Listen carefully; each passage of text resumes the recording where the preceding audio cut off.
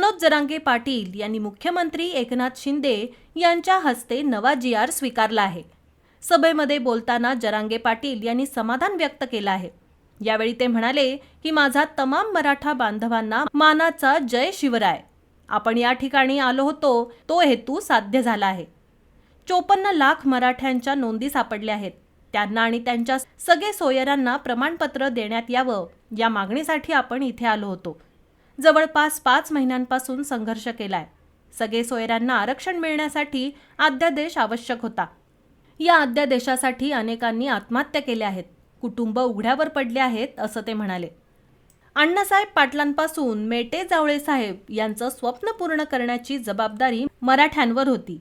नोंदी मिळालेल्या मराठ्यांना तातडीने प्रमाणपत्र देण्यासाठी शिबिर सुरू करण्यात आले। नोंदी आढळल्या त्यांच्या सगळे सोयऱ्यांनी अर्ज केल्यास त्यांनाही प्रमाणपत्र द्यावं याबाबत मुख्यमंत्री शिंदे यांनी अध्यादेश काढला। त्याबाबत मुख्यमंत्री शिंदे यांचे धन्यवाद असं ते म्हणाले। मराठा आंदोलक उघड्यावर झोपले। आरक्षणासाठी 300 पेक्षा जास्त लोकांनी आत्महत्या केल्या। मुख्यमंत्र्यांकडे माझी एकच विनंती आहे, जो अध्यादेश काढलाय कुणबी नोंद मिळाल्या त्यांच्या सर्व सगळे सोयऱ्यांना कुणबी प्रमाणपत्र देण्यात यावं।